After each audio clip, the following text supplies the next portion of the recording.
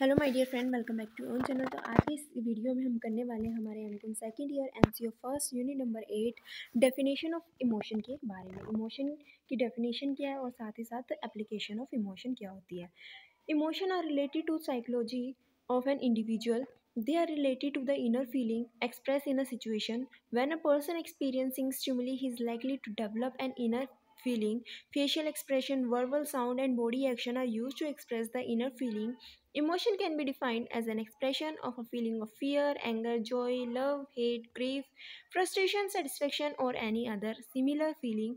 Emotion are important in understanding the employee behaviors in an organization. तो कहीं ना कहीं हमारा जो इमोशन होता है वो क्या होता है, एक साइकोलॉजिकल फैक्ट होता है, हमारे माइंड से रिलेटेड होता है। ठीक है, हमारी इनर फीलिंग होती है कि किसी भी सिचुएशन में हम किस तरीके से बिहेव करते हैं। तो जब कोई भी एक पर्सन क्या करता है, मोटिवेट फील करता है, ठीक है, तो कहीं ना कहीं उसकी जो इनर फीलिंग है वो क्या होएगी, डेवलप होएगी। वो अंदर से बहुत ही अच्छा फील करेगा। तो कहीं ना कहीं एक पर्सन के इमोशन उसके फेशियल एक्सप्रेशन के थ्रू जो है प्रेजेंट हो जाते हैं। वो किस तरीके से फील करता है, अगर अच्छा फील कर रहा है, बुरा फील कर रहा है, गुस्से में है, प्यार से बात कर रहा है, तो ये सारी चीज़ें जो होती है फेशियल एक्सप्रेशन के थ्रू जो है उसकी इमोशन दूसरों के सामने आ जाते हैं। तो कहीं ना कहीं एक मैनेजर को अपने इमोशन में कंट्रोल रखना पड़ेगा ताकि एम्प्लॉय जो है अच्छे से काम कर सके। तो कहीं ना कहीं एक मैनेजर को इमोशंस के बारे में नॉलेज होना बहुत ज़्यादा इम्पोर्टेंट है। तो कहाँ पे इमोशन का यूज़ करते हैं, क्या एप्लीकेशन होती है इमोशन की, वो भी हम समझ लेते हैं। तो एप्लीकेशन ऑफ इमोशन क्या होती है। Manager use the knowledge of emotion for directing the subordinate in an effective manner and achieve organisational objective. तो कहीं ना कहीं एप्लीकेशन ऑफ इमोशन ये कहती है कि मैनेजर को इमोशंस के बारे में नॉलेज होनी चाहिए। कहीं ना कहीं मैनेजर को जो अपने एम्प्लॉयज़ के फेशियल एक्सप्रेशन को पढ़ना आना चाहिए, वो कि किस तरीके से वो फील कर रहे हैं। ठीक है, कहीं ना कहीं ये बहुत ज़्यादा इंपॉर्टेंट होते हैं ऑर्गेनाइजेशन के गोल को अचीव करने के लिए। तो यहाँ पे जो एप्लीकेशन ऑफ इमोशन है उसको कई पार्ट में डिवाइड किए हुए हैं, 4 पार्ट्स में इसको डिवाइड किया हुआ है। एक एक करके हर एक पार्ट्स को समझते हैं। तो फर्स्ट जो पॉइंट है वो है एम्प्लॉय सिलेक्शन की, किस बेसिस पे हमें एम्प्लॉयज़ को किस तरीके से सेलेक्ट करना चाहिए। Organization generally look for the person who possess the ability to cope up with the others. Working with the groups and interpersonal attraction are becoming popular in organization. The ability to adjust with job demand, environmental pressure, and go along with other person is an absolute requirement for the success in any job. Emotional stability implies is controlling aggression. Employees often conceal their real emotions and display emotions suitably to the demand of the environment. Organizations select employees who possess this quality. It is also known as emotional intelligence. Employ selection यानी कि हम employ को किस basis पे select करते हैं कि उसकी इमोशनल एबिलिटी किस तरीके की है, किस तरीके से वो जो है डिफरेंट सिचुएशन में कोप अप कर पाता है। क्या वो दूसरे लोगों के साथ मिल के काम कर सकता है, क्या ग्रुप में काम कर सकता है, ठीक है, उसके साथ दूसरों लोगों के साथ वो किस तरीके से इंटरेक्ट करता है। ये सारी चीज़ें बहुत ज़्यादा इंपॉर्टेंट होती है जानना किसी भी एम्प्लॉयज़ के बारे में जो हमारी ऑर्गेनाइजेशन में काम करता है। कहीं ना कहीं ये सारी चीज़ें जो है हमारे ऑर्गेनाइजेशन गोल या ऑब्जेक्टिव को इन्फ्लुएंस करेगी, हेल्प करेगी गोल या ऑब्जेक्टिव को अचीव करने में। तो कहीं ना कहीं हमें उन एम्प्लॉयज़ को अपनी ऑर्गेनाइजेशन में जो है वर्क देना चाहिए जो इमोशनली बहुत ज़्यादा स्टेबल है। ठीक है, जो डिफरेंट सिचुएशन में अपने इमोशंस को क्या कर सके, कंट्रोल कर सके। उसके बाद आता है डिसीजन मेकिंग। तो डिसीजन मेकिंग भी बहुत ज़्यादा इंपॉर्टेंट रखती है। इमोशंस अगर देखें हम तो ये बहुत ज़्यादा इंपॉर्टेंट होते हैं डिसीजन मेकिंग के लिए। तो इमोशन होते क्या है, इमोशन यानी कि जो भी हमारी इनर फीलिंग होती है वो हमारे फेशियल एक्सप्रेशन के थ्रू दूसरों के सामने आती है। कहीं ना कहीं हमें इन चीज़ों पे कंट्रोल करना चाहिए। यानी कि जब डिसीजन मेकिंग का टाइम आता है तो जो मैनेजर है उसको अपने गुस्से पे कंट्रोल करना चाहिए ताकि वो एम्प्लॉयज़ को, हर एक एम्प्लॉयज़ की बातों को अच्छे से सुन सके, समझ सके, ठीक है, और अच्छे से उनको बता सके कि जो भी उसने डिसीजन लिया है हर कोई जो एम्प्लॉयज़ है उसके डिसीजन को एक्सेप्ट कर सके ऑर्गेनाइजेशन में। तो कहीं ना कहीं जो इमोशन है वो बहुत ज़्यादा कंट्रोल रखना बहुत ज़्यादा इंपॉर्टेंट होता है डिसीजन मेकिंग के टाइम पे। ठीक है, ताकि जो भी डिसीजन ऑर्गेनाइजेशन में लिया गया है वो सारे के सारे एम्प्लॉयज़ उसको एक्सेप्ट करें, ठीक है, और उसको माने भी। तो decision making is an integral part of every employees in an organisation. हर एक ऑर्गेनाइजेशन में डिसीजन मेकिंग होती है। Decision making must be rational if it has to yield the intended result. यानी कि डिसीजन मेकिंग सही होनी चाहिए अगर हम कोई भी डिजायर रिजल्ट चाहते हैं तो। However while taking decision such emotion as fear and anxiety, frustration, doubt, excitement, anger, stress, coolness etcetera dominate the rationality. कहीं ना कहीं ये सारी चीज़ें जो है हमारे डिसीजन मेकिंग को इम्पैक्ट कर सकती है। Manager ignore the importance of negative emotion in the decision making process are likely to neglect number of alternative. Also they also ignore information processing, rather use more emotions in the decision making. तो कहीं ना कहीं ये कहा गया है कि जो भी हमारे मैनेजर है जो डिसीजन मेकिंग कर रहा है, कहीं ना कहीं अपने इमोशंस को कंट्रोल रखना चाहिए, नेगेटिव इमोशंस को जो है सामने नहीं आने देना चाहिए। तो ज़्यादा से ज़्यादा अपने आप को पॉजिटिव रखना है और नेगेटिव इमोशंस को छुपा के रखना है। ठीक है, नेगेटिव इमोशंस को सामने नहीं आने देना है ताकि वो अच्छे से प्रॉपर डिसीजन मेकिंग कर सके, पॉजिटिव रहना चाहिए और ताकि जो भी एम्प्लॉयज़ है उसके डिसीजन को एक्सेप्ट करें। Similarly positive emotions increase the ability to solve the complex problem and deal with the complex person. क्या होता है नेगेटिव इमोशंस?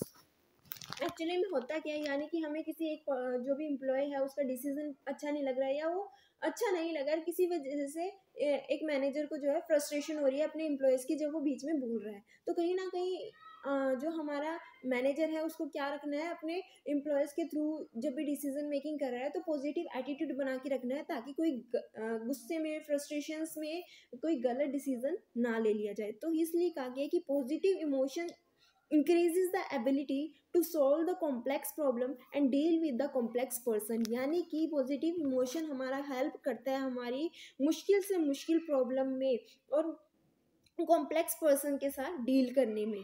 ठीक है, तो in the process of group decision making emotional stability is required to develop a feeling in the employ that their suggestion as considered for arriving at a final decision. तो कहीं ना कहीं अगर एक manager अपने डिसीजंस को लेता है पॉजिटिव इमोशंस के साथ, अपने जो नेगेटिव इमोशंस हैं उनको कंट्रोल में रखता है, तो कहीं ना कहीं हमारे जो एम्प्लॉयज़ हैं वो भी मोटिवेट होंगे और साथ ही साथ वो ये सोचेंगे कि जो भी डिसीज़न लिया गया है वो सही है और उस डिसीज़न का यूज़ करके ही जो है वो फाइनल डिसीज़न पे पहुंचेंगे। So manager who can balance between rational intuitions and emotions is likely to make sound decision acceptable to subordinate. Psychological commitment is more to those decisions which are arrived by considering the feeling of employees। यानी कि कहीं ना कहीं हमें अपने employees की emotions को भी कंसिडर करके किसी डिसीजन को लेना चाहिए।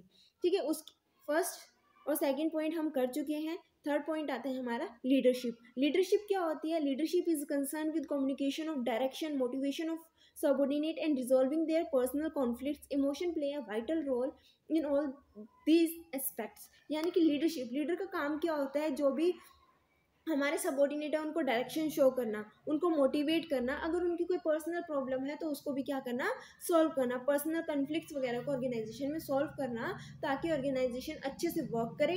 ठीक है, किसी भी तरीके का कन्फ्लिक्ट जो है वो ऑर्गेनाइजेशन में अराइज ना हो। तो लीडरशिप को भी लीडरशिप के अंदर भी इमोशन जो है बहुत ज़्यादा इंपॉर्टेंट होता है। इसको हम और अच्छे से डिटेल में पढ़ेंगे कुछ पॉइंट्स के थ्रू। जो फर्स्ट पॉइंट है लीडरशिप के अंदर वो है कम्युनिकेशन, कि किस तरीके से हम बातचीत करते हैं, किस तरीके से हम अपनी बात को जो है दूसरे पर्सन पे ट्रांसफ़र करते हैं। जब भी हम किसी को अपनी बात दूसरों को बताते हैं तो कहीं ना कहीं वो भी इमोशनली अटैच होती है। किस तरीके से? Communication is the process of making other to understand the message in an intended manner. यानी कि जो बात हम दूसरों को कहना चाहते हैं वो दूसरा पर्सन भी हमारी उस बात को उसी तरीके से समझे जिस तरीके से हम उसको बताना चाहते हैं। ठीक है, कहीं वो हमारी बात को गलत तरीके से ना ले ले। जो तरीके से, जिस भी वे में हम किसी बात को कम्युनिकेट करना चाहते हैं दूसरे पर्सन को, वो उसी वे में उस बात को ले। ये हमें किस तरीके से पता चलेगा? Through the feedback. यानी कि जब हम किसी पर्सन को बात बता रहे हैं अपनी और वो क्या सोचता है, क्या समझता है, वो किस तरीके से पता चलेगा? जब हम उससे फीडबैक लेंगे। ठीक है, तो simply appropriate use to words, medium, language, technology and environment do not convey the message. Appropriate use of facial expression, body movements and tone of the communication convey meaning as intended। यानी कि कहीं ना कहीं हम बात कर रहे हैं कि हम किस तरीके वर्ड्स को यूज़ कर रहे हैं, कौन सा मीडियम हम यूज़ कर रहे हैं, कौन सी लैंग्वेज का हम यूज़ करते हैं, क्या टेक्नोलॉजी, किस तरीके के इन्वायरमेंट में हम जो है अपनी बात को कन्वे करना चाहते हैं। तो ये सारी चीज़ें मैटर नहीं करती। साथ ही साथ जो चीज़ और भी मैटर करती है कम्युनिकेशन के लिए वो है हमारे इमोशन, हमारे फेशियल एक्सप्रेशन, हमारी टोन, हमारी कम्युनिकेशन, हम किस तरीके से बता रहे हैं किसी, ये सारी चीज़ें भी कहीं ना कहीं एक मैसेज को कन्वे करती है दूसरे पर्सन को। तो ये जो हमारे फेशियल एक्सप्रेशन है, हमारी जो टोन ऑफ कम्युनिकेशंस है, ये भी जो हमारी बॉडी लैंग्वेज है, ये भी क्या होनी चाहिए? सही होनी चाहिए जब हम किसी को कोई बात कम्युनिकेट कर रहे हैं। ठीक है, कोई मैसेज दूसरों को कन्वे कर रहे हैं। ठीक है, this is related to the emotions of the sender. ये सारी चीजें किससे रिलेट करती है, सेंडर किस तरीके का सोच रहा है, ठीक है। In fact, leader will be able to convey sense of competence, optimism and enjoyment and energy their subordinate by their excitement, enthusiasm and communication of emotional attachment।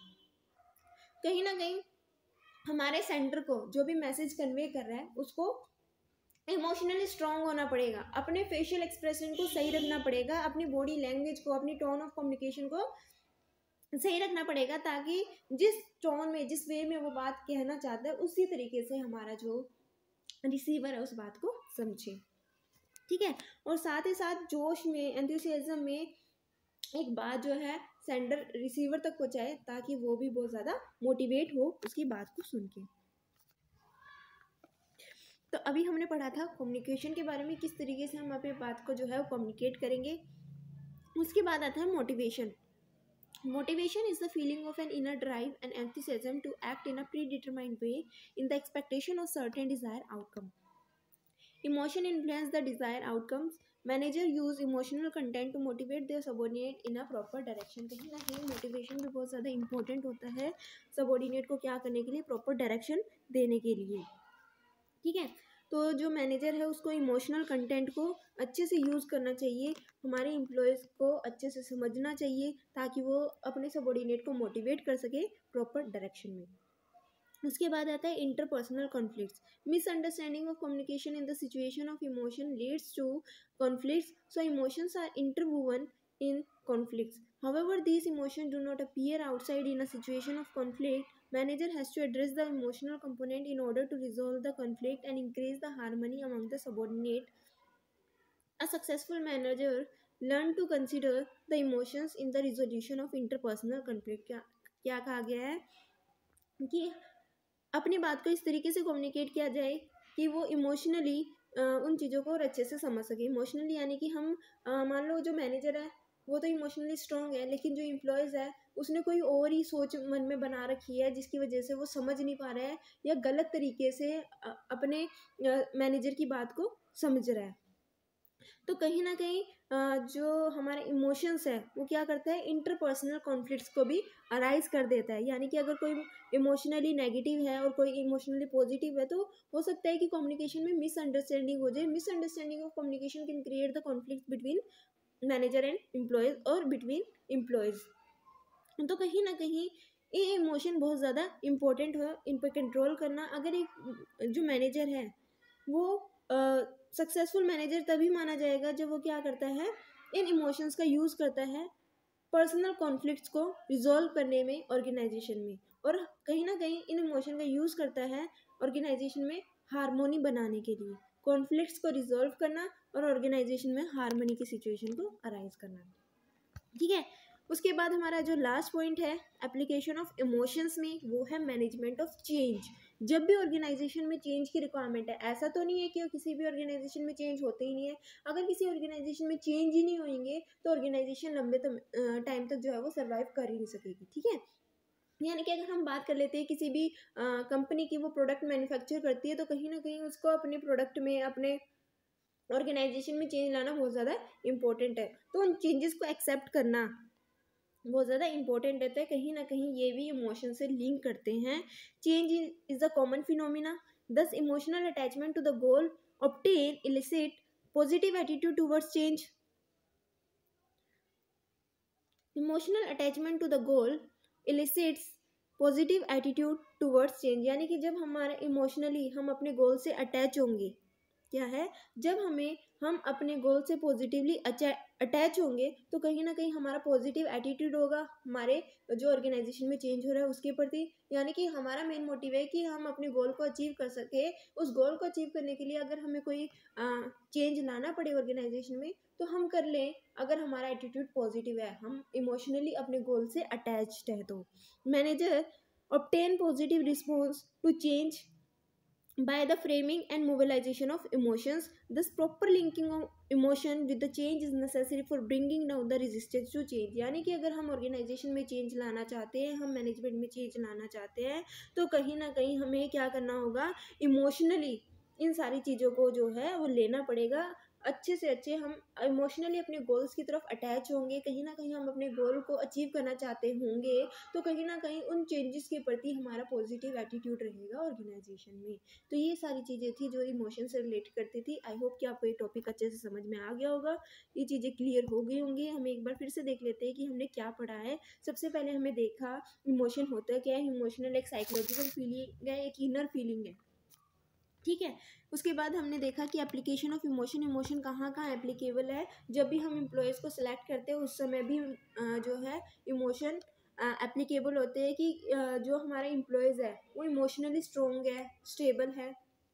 Second है डिसीजन मेकिंग, यानी कि अगर इमोशनली स्ट्रोंग है, ठीक है, positive attitude है, तो हम क्या करेंगे, प्रॉपर डिसीजन मेकिंग कर पाएंगे और जो हमारे सबॉर्डिनेट है वो भी उस डिसीजन को एक्सेप्ट करेंगे।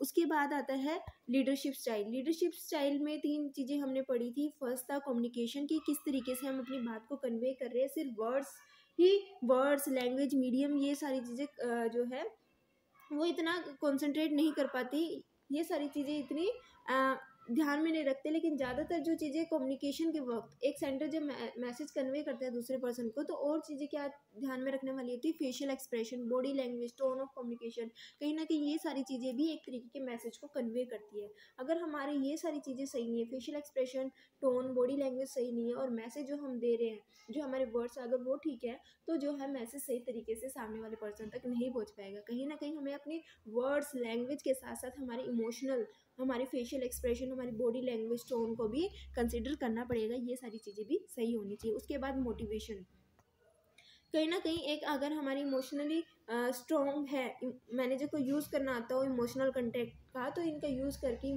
जो है मैनेजर अपनी एम्प्लॉयज़ को मोटिवेट कर सकता है ताकि ऑर्गेनाइजेशन के गोल को अचीव किया जा सके। और जो भी हमारे सबॉर्डिनेट है उनको प्रॉपर डायरेक्शन दिखाई जाए वो किस तरीके से काम करें through motivation by controlling the emotion.